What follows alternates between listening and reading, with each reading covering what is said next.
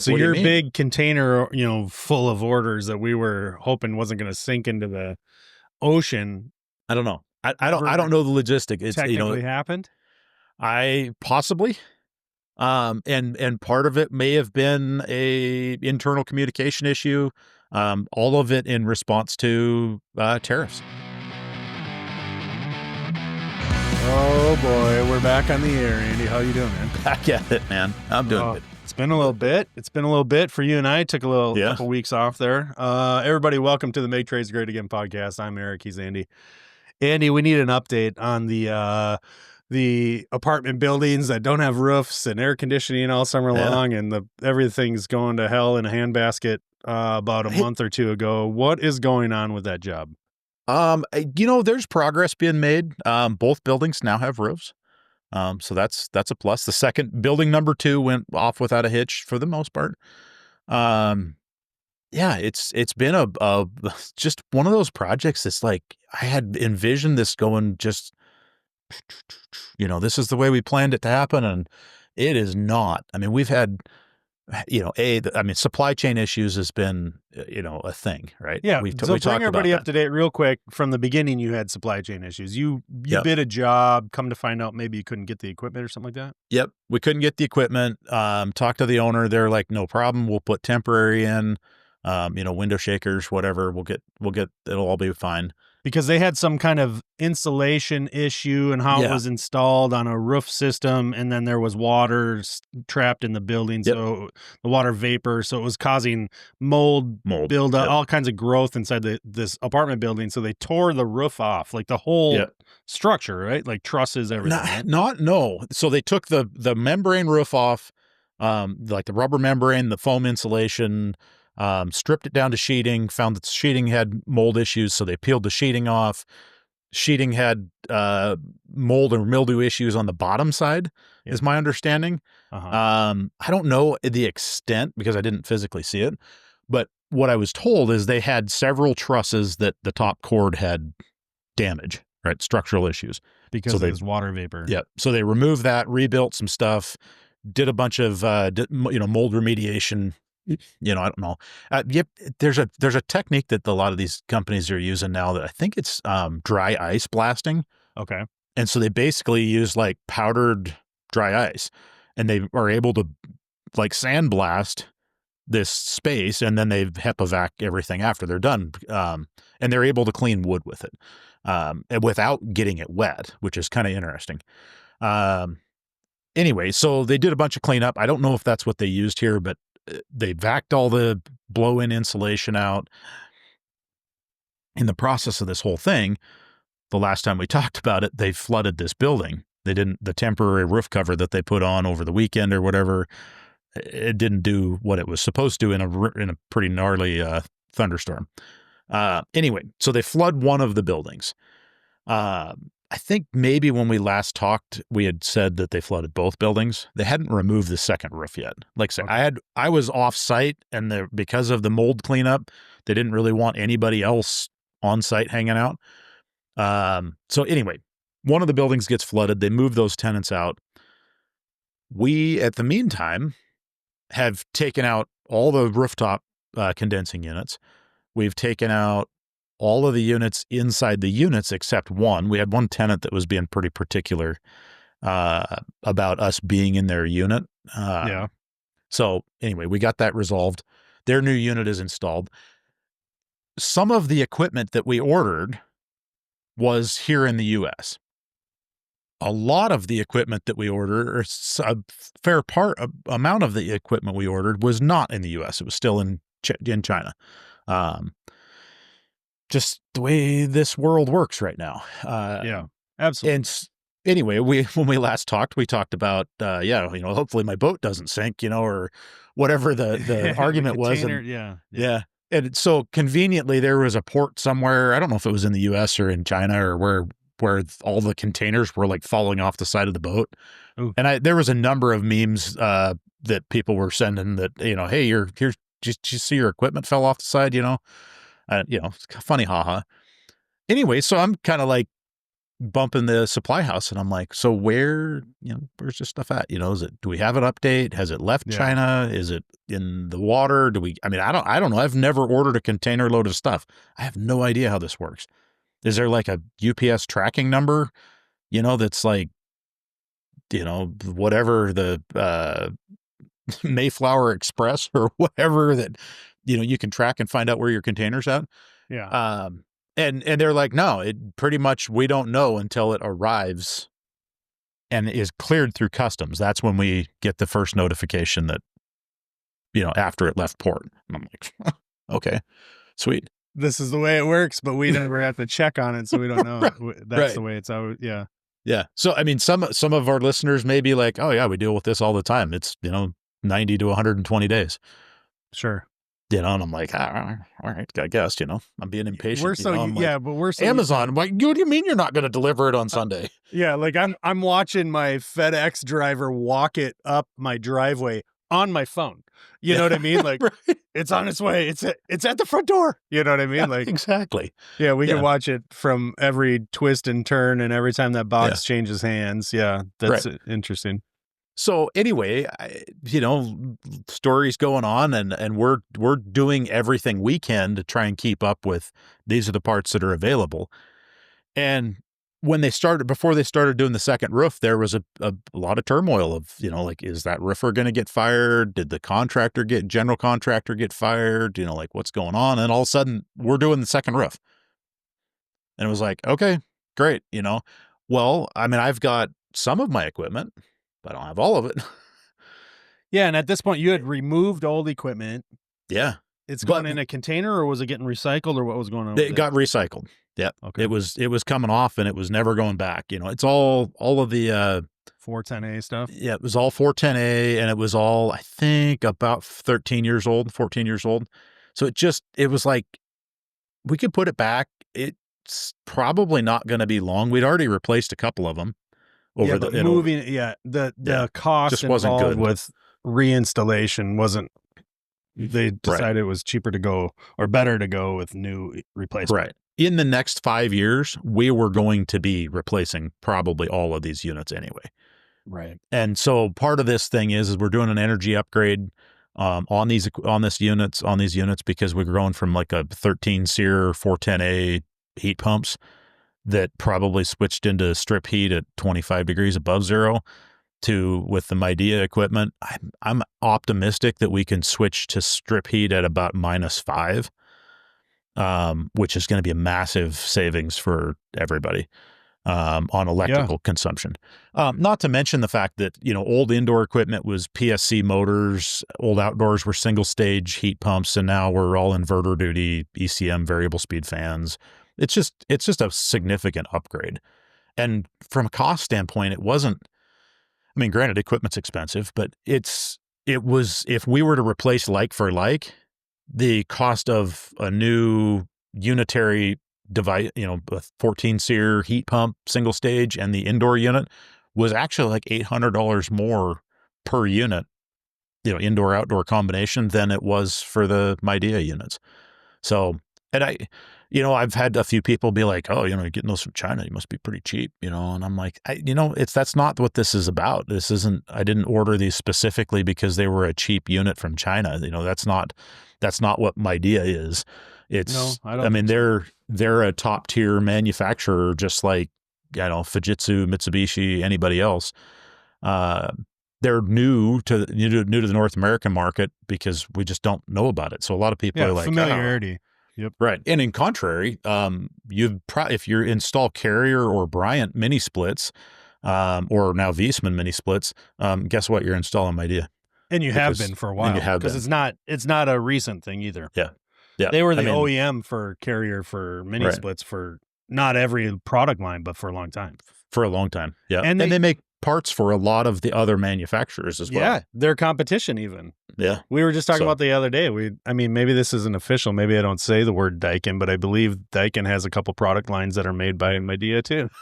Funny. Imagine that. Weird, huh? Yeah. So it's a global economy. Yeah. Yeah. And so consequently, speaking of global economies, we're waiting on strip heaters. They're specific to these units, so they were coming direct on that shipment. We're waiting on a few of the indoor units, and what was the other thing? Oh, we're waiting on controllers, wired controllers, because these are multifamily housing. They're apartments, for that matter. They're not.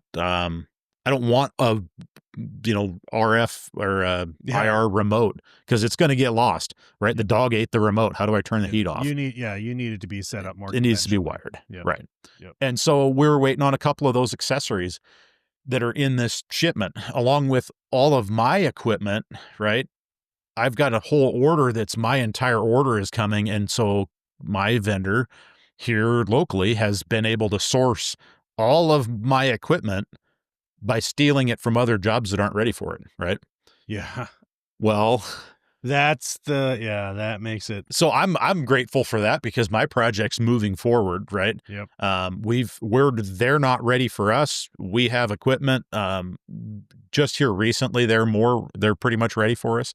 And we're moving forward. We've got equipment being installed. We installed, I think, 4 of the units last week, or in the last week. So we got stuff under pressure tests and in various stages of completion, because it's like all of a sudden it's go time, and it's September or October now. Here it is, October in Montana, and guess what? It's heating season's here. I've still got AC calls going, but I've got people calling in the morning saying my boiler doesn't work. I don't have any heat. Oh my gosh, panic. And I'm like, just chill out. It's going to be 72 in an hour. Yeah. We're not going to freeze up. But regardless, it's interesting. So I happened to be talking to a rep the other day, and he goes, well, apparently the orders got canceled. Oh no. And I'm on like, the supplier side? Yeah.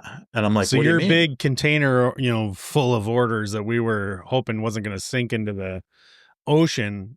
I don't know. I don't know the logistic. It's technically happened.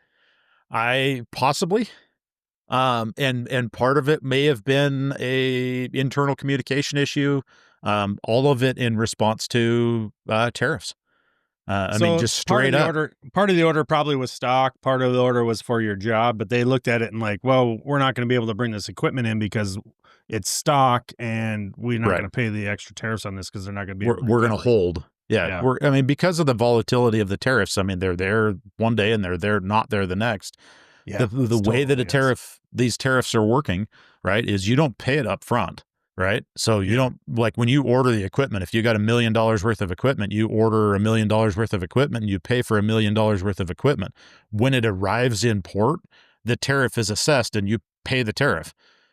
No, but right? Andy, shouldn't we just stop construction until tariffs are figured out? I don't know. Something. That's not how it works. I don't mean to turn this into a political thing, but this is the reality of it is when my strip heaters and my equipment arrives, the equipment that I borrowed from someone else to complete my job, they aren't going to pay that tariff, right? Because their equipment was already here. The tariffs happen when my equipment shows up. So I don't know. I'm in the loom right now. My assumption is I very well could get a bill, and there could be a not a great conversation that happens at some point in the coming future when my equipment shows up, and they're like, by the way, this is how much the tariff was, and we need some money for that. Here's the invoice.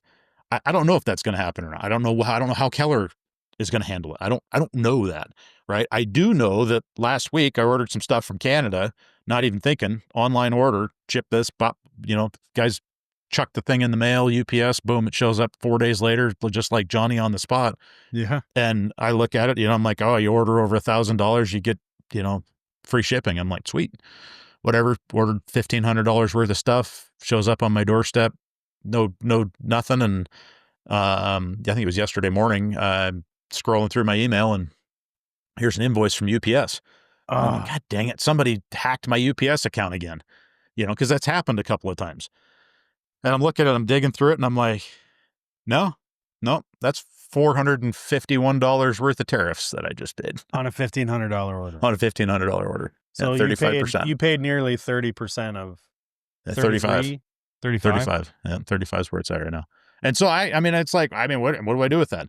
I ordered the equipment for a job. I looked on the online, and I'm like, that's my price. I quoted the job, boop, ordered, sold, and then go, oh, well, okay. So if I made 30% markup on my job, I just paid 35% for tariffs. So yeah, the customer gets parts at 5% under cost. How's that going to work? It's not going to work out well for you, unfortunately. And so now I'm pretty nervous about this whole Canada or China thing, because if tariffs are at 100%, do I order $48,000 worth of equipment and have a $48,000 tariff? Right. Huh. You can't do How's that business work? like that. Yeah, I don't know. It's wonky, and for anybody to come back at me and be like, oh, well, the manufacturer pays that. No, they don't. That's not. They absolutely do not, because I can show you the proof in the proofs in the purchase. Would it be great if all this stuff was manufactured in the States? Absolutely, sure, I'd love that. However, we are so far away from that being a reality that I don't know. I don't know how we get there. I'm not going to say that I wouldn't like to see more manufacturing here, but I can tell you, after struggling to try and find manpower to do my plumbing business, I don't know where you're going to find manpower to go into manufacturing jobs. Right. Because there aren't people out there itching for a low-paying manufacturing position. No. We've told them they need $1,800 iPhones. How are they going to pay for that on a $20 an hour paycheck? 20 would be gracious. That's how far removed I am. I don't even know but you know what I mean? I mean, I if you're building, I don't know, what was the other thing I ran into the other day? I ran into something. I was ordering something off a Granger or something like that, and it was like, it popped up a little window like, we don't have this item in stock, blah blah blah. We have to order, and maybe it wasn't Granger. I don't know where it was at, but it was these steel straps, like kind of like a unistrut clamp, but they're kind of a specialty thing. Okay. And I'm like, and it just got me thinking about it. I'm like, okay, so that's, tariffs are going to apply to this. Okay, that's who's going to do we have people that are willing to put nuts and bolts into stamped steel straps? Only children. Only children. When we say that we lower the working age. Yeah. Well, there you go. That's how we're going to do that. Yep. Oh, I can't. It's so hard to talk about this for 12s. Yeah, it's so hard to talk about this without getting all into the politics of it. Well, and that wasn't it's not my intent, but the reality of it is that, man, if you're ordering stuff online and you're ordering it for your customer's job, be super cautious about where it's coming from. Yeah. Right. Because like I said, that online shop that I order from Canada, I mean, I was like, dang, I didn't even I knew that there was a tariff going on, but here it is, large up front and in the center. Huh. Interesting. That's crazy. Huh. So the roofs are on. They haven't had AC all summer long. Not since June. And currently don't have heat either.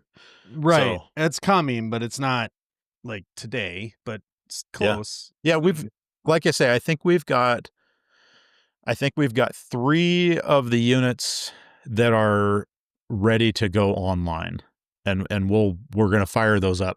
2 of the units of those 3 are not going to get turned on because they're currently redoing drywall inside that unit, and I'm not firing up my unit, my brand new high efficiency air handler while they're doing drywall. So, and they're kind of like, the drywallers like, well, we're going to need some heat. And I'm like, yeah, we're going to provide your own, because we're not doing it. And so I haven't even physically hooked electrical up to those units outside. They are charged. They are connected. They are insulated. They're duct sealed. Drains are done. Like, they're ready to go. I obviously haven't mounted the controller because they're going to paint, but, yeah, there's there's some headaches that are going to be that way. And then what we've found out too is the lower level units in that particular building are going to get some water damage remediation. I don't know the extent, but I'm a little bit nervous about those too, because we're going to have operational units at some point in those units, and we're probably going to have to go back and shut them off so that they can't run. But not cool. It'd be interesting to hear how this affects ultimately in the end, how when your job is done and time is, allowed for the delivery of all this stuff, like what's going to happen to the people that were waiting on equipment that was already sold to them in stock. And then you weren't the only one that took equipment from someone else either in this time frame. Let's put that out there too. It's not unique to you. This happens often. I don't know how many times you've gotten a phone call over the years, but like, hey, can we sell this one thing to someone else? Yeah. Do you need it yet? Yeah, I've got that call plenty of times. Every time I sell a boiler, if I don't need it immediately, I call my supplier. I put my name on that boiler, that kind of thing, right? And so it's still sitting there, but yeah, it's still sitting there, can be sold to someone else, but as a like operational benefit, courtesy call, whatever you want, we have this agreement with our suppliers that like they'll offer that service in some cases, right? And so unless everything gets all screwed up like it is now, right? And they probably just stop doing that overall. Like we're not going to give people's equipment away because we're really going to hose somebody up. In the end, they don't look good, but interesting. So we'll have to look for an update on that again. We're just happy now that your equipment is here for the most part. Yeah. And now you're just kind of trying to figure out how to manage it all because you're waiting to be told when and how to install that kind of thing, right? Yeah. I mean, yeah, there's definitely some of that. And like I say, it's not something that not something we anticipated. No. And you don't, we talked a few weeks ago about risk, and then you go, well, does this fall into that same risk category?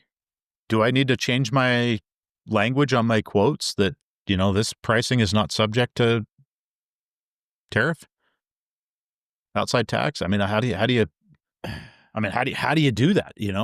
Because there's a lot of things that I'm not going to pay a tariff on, or I'm not going to be assessed that tariff. It's going to be assessed prior to me arriving at it. You know what I mean?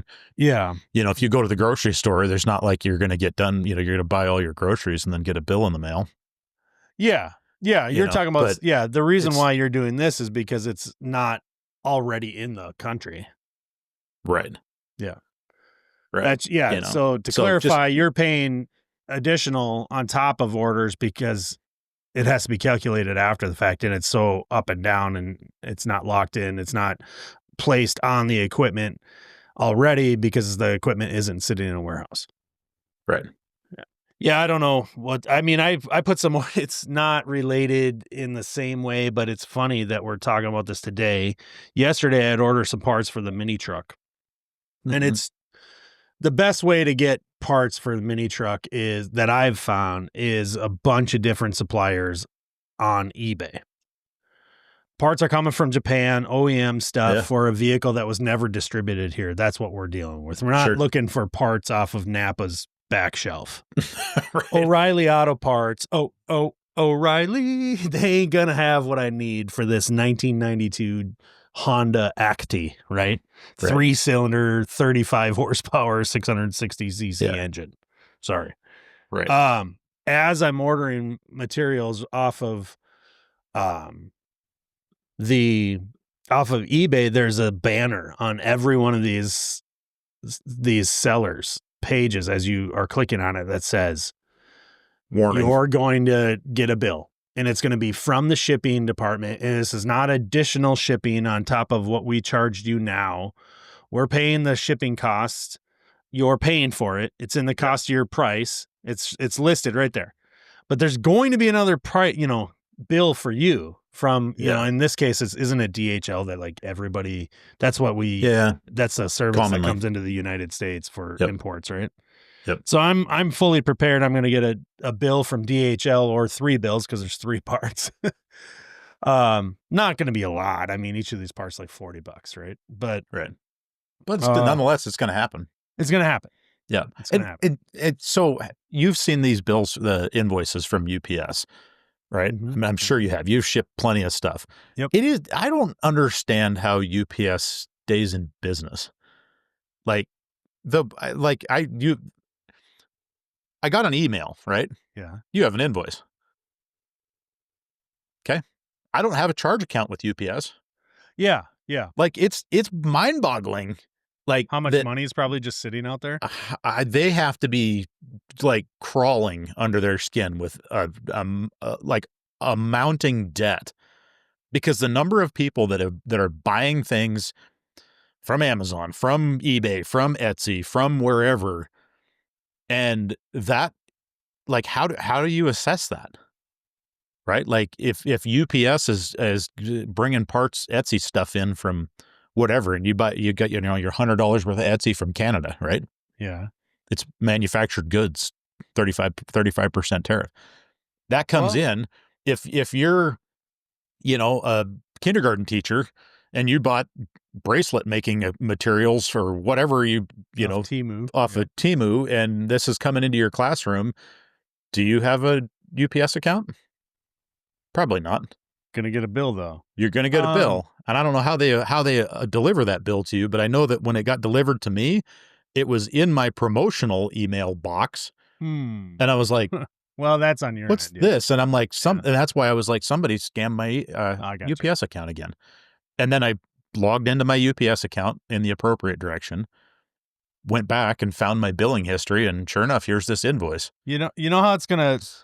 You know how I'm sure it's already manifesting itself is that it's going to raise the cost of domestic shipping to cover the administrative costs of implementing some kind of new software programming and way of running their business so that they can actually manage this after the fact BS that is all tariff related. Yeah. So we're going to pay for it in like two ways, and that price is never going to go down. We're never going to lose the additional costs that we're going to start paying for shipping just to cover the cost of this kind of stuff. Does your local landfill still charge you a fuel recovery surcharge or something of that nature? Oh, for like coming to pick up your garbage? Remember like 4 or 5 years ago, 6 years ago maybe, there was like the oil crisis or something like that, and the price of fuel went crazy. Yeah. And then, so like everybody was like, oh my gosh, in response to the raising fuel costs, here's this fuel surcharge. Yeah.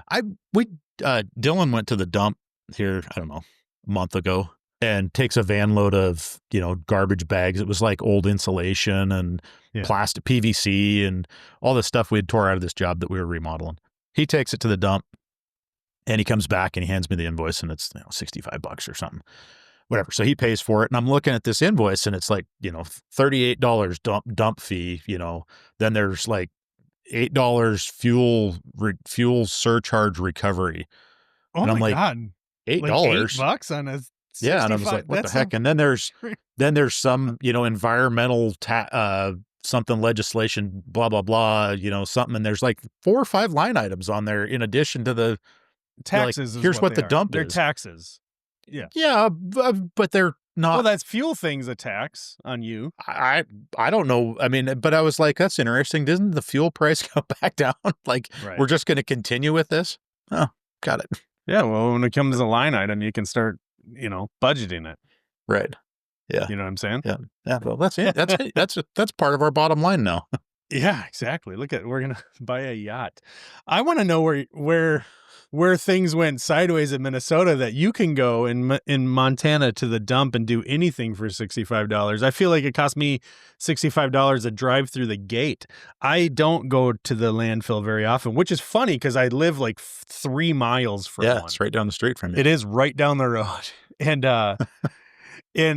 you'd think that I might have the opportunity to do that. I swear to God, it's years in between each visit. And every time I go, it's like $127 or something ridiculous. And trust me, I'm not going with, the refrigerator or the mattress or the couch or something massive. It's always like what you're doing. It's like, I got this junk that I don't have. Got a water softener. Yeah, I don't have the well, I put that kind of stuff in my dumpster. Right.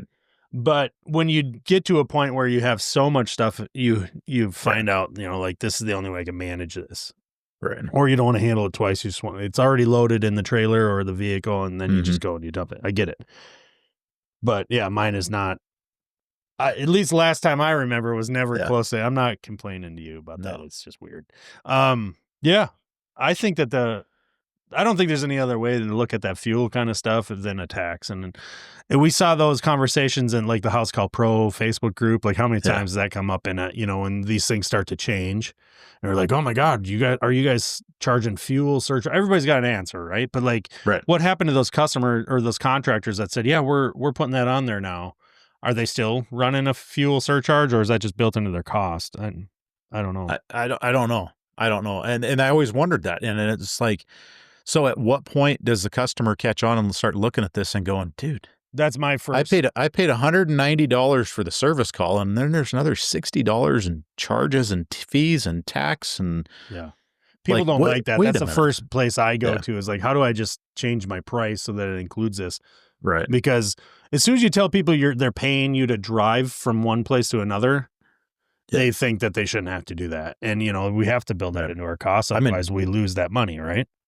I recognized that years ago charging mileage. It was always an argument. Yeah. It is that one little tidbit of traction for the customer to be like, it's not 36 miles to my house. Right. It's only 32. Right.